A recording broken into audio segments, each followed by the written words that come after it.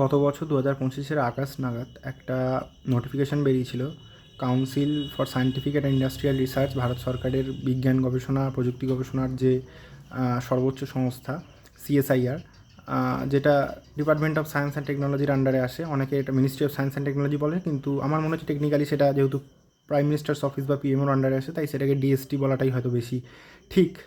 ভুল বোঝাবুঝির জায়গা এড়াতে তো তাদের একটা নোটিফিকেশন, তাদের বিভিন্ন ভারত জুড়ে যে যত ল্যাব আছে তার মধ্যে আমাদের এখানে সবচেয়ে কাছে পিঠে একটা ল্যাব আছে বিখ্যাত, সেটা যাদবপুরের IIC, Indian Institute of Chemical Biology. তো সেখানে জেএসএ এবং স্টেনোগ্রাফার এই দুটো পোস্টে, জুনিয়র সেক্রেটারিয়েট অ্যাসিস্ট্যান্ট, যেটা বেসিক্যালি একটা এলডিসির equivalent post, level 2 of 7 CPC, এবং স্টেনোগ্রাফার এর নোটিফিকেশান বেরিয়েছিল। নোটিফিকেশান নাম্বার ছিল RNC/605/2025। সেইটার তো লিখিত সিবিটি পরীক্ষার পর সদ্য এই মার্চ মাসেই লিস্ট বেরোলো যে কারা কারা সিলেক্টেড হয়েছে professionally for appearing in typing skill test JSA পোস্টের জন্য। তো সেটার ব্যাপারে এখন এতদিন পর যদিও বা বেরিয়েছে, তাও কোনো আনসার কি এটার বেরোয়নি। আইবিপিএস পরীক্ষা কন্ডাক্ট করেছে। টাইপিং যথেষ্ট কঠিন আছে, 35 ওয়ার্ড পার মিনিট লাগে স্পিড। ইউআরদের জন্য মাত্র 5% এরর অ্যালাউড, এবং বহু ল্যাবেই কোনো এই ব্যাপারে এক্সপ্লিসিটলি কোনো নির্দেশিকা না থাকলেও, এবং এবারেও নোটিফিকেশান এখনও পর্যন্ত কোনো নোটিস করিজেন্ডাম নেই এই ব্যাপারে, তাহলেও বহু ল্যাবে ব্যাক স্পেস অফ থাকে, যেটা অনেক বড় কনসার্নিং একটা বিষয়। এখানে কি থাকবে সেটা বলা যাচ্ছে না, কারণ কিছুই অফিসিয়ালি সেরকম জানানো হয়নি। কোনো স্থির স্থায়ী নিয়ম নেই। তবে যে প্যাসেজটা থাকে সেটা টিসিএসের সিজিএসএল সিজিএলের তুলনায় একটু মডারেট থাকে, একটু স্ট্যান্ডার্ড প্যাসেজ দেওয়া হয়, একদম সেই জল ভাত টিসিএসের মতো প্যাসেজ দেওয়া হয় না। আর যেহেতু টাইপিংয়ে 90%-এর কাছাকাছি লোক সাধারণত ফেল করে যায়, তাই অনেক বেশি সংখ্যক লোককে টাইপিং ডাকা, যেটা এবারেও হয়েছে। মাত্র 5টা মতো ভ্যাকেন্সি ছিল ইউআরে, 500-র বেশি লোক তার জন্য ডাকা হয়েছে টাইপিংয়ে।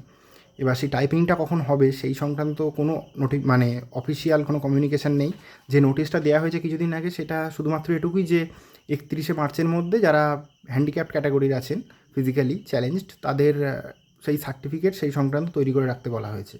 কিন্তু এটা থেকে কবে পরীক্ষা হবে কিছুই, সবই ভবিষ্যতের হাতে ছেড়ে দেওয়া হয়েছে। সব তাৎক্ষণিক জানানো হয় এবং হাইলি সিক্রেসি মেনটেন করা হয়, যেটা একটু অদ্ভুত লেগেছে আমার ব্যক্তিগতভাবে।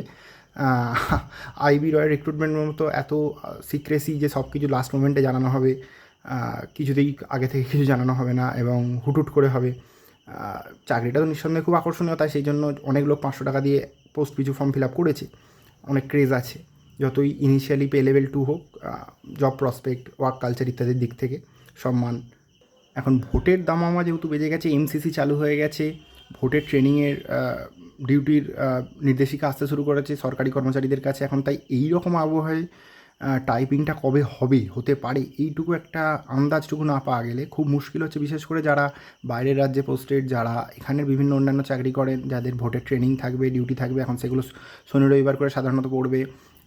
সেই সময় যদি টাইপিং টেস্ট পড়ে যায়, কোথায় পড়ে যায়, কী করে কী করা যাবে, কারণ ইলেকশন কমিশন তো অন্য আর 5টা ইয়ের মতো নয়, সংস্থার মতো নয়। তাদের যা ক্ষমতা তাতে একমাত্র সুপ্রিম কোর্ট ছাড়া তাদের রোষানলে পড়লে কেউ বাঁচতে পারবে না। আবার পরীক্ষাটা এত কিছু করে এসে এরকম এই স্টেজে এসে হাতছাড়া হয়ে গেলে সেই নিয়ে অনেকেই অনেক চিন্তিত আছে। তাই তাদের জন্য অনেক কষ্ট করে, অনেক চিন্তা থেকে তাদের একটু হলেও সাময়িক মুক্তি দিতে অনেক চেষ্টা করে নিতান্তই আমি অনেক কষ্ট করে তাদের যে খবরটুকু, আপডেটটুকু বার করতে পেরেছি, সেটা এটুকুই নিশ্চিন্ত করার মতো যে ভোটের মধ্যে তাদের আর টাইপিং টেস্ট নেওয়ার সেরকম কোনো পরিকল্পনা নেই একেবারেই, বা সম্ভাবনা নেই। অনেকেই এই গুজব রটাচ্ছিল নিজেদের আইডিয়া থেকে যে 11-12 এপ্রিল করে বোধহয় টাইপিং হবে, আর বাকিটা সবাই নিশ্চিত ছিল যে হ্যাঁ 31শে মার্চের মধ্যে সার্টিফিকেট রেডি করতে বলা আছে, মানে 1-2 সপ্তাহের মধ্যে ডেফিনেটলি ওদের পরীক্ষা হয়ে যাবে। ওরা এরকমই ফাস্ট, যেহেতু অন্যান্য ল্যাবগুলো পরীক্ষা নেওয়ার ব্যাপারে রিসেন্ট সময়ে ওদের সিএমইআরআই বা এনএমএল, জামশেদপুর, দুর্গাপুরের সিএমইআরআই, এরা তাই করেছে, এত ফাস্ট করেছে। এরা কিন্তু এতটা ফাস্ট নয়, আগস্টে নিয়েও পরীক্ষা নিতে অনেক দেরি করেছে, আগস্টে ফর্ম ফিল আপ করিয়ে। তো এই এতটাও ফাস্ট হচ্ছে না এটা, যেহেতু ভোট পড়ে যাচ্ছে, তাই ভোটের পরেই পরীক্ষা ফেলবার সিদ্ধান্ত তারা নিয়েছে, যেটা ভালো একটা সিদ্ধান্ত, ওয়েলকাম স্টেপ। এতদিন যেহেতু নেওয়া হয়নি, তাই ভোটের মধ্যে আবার নেওয়া হলে বিরাট সমস্যা হয়ে যেত অনেকের পক্ষে এই সমস্ত কিছু করা। তাই সেটা একটু স্বস্তির, টাইপিং প্র্যাকটিস করার জন্য তারা একটু সময় পাচ্ছে। এটুকুই আপডেট ছিল। এটা যেহেতু খুব রিলায়েবল সোর্স থেকে পাওয়া এবং অথেন্টিক সোর্স থেকে পাওয়া, তাই এটার ওপর ভরসা আমিও করতে পারি, বা আমিও অ্যাডভাইস দিতে পারি যে এটাকেই ধরে চলা উচিত। আপাতত প্র্যাকটিস করে যাওয়া উচিত, কিন্তু ভোটের মধ্যে কোইনসাইড করে যাওয়ার অতটা সম্ভাবনা কিচ্ছু নেই।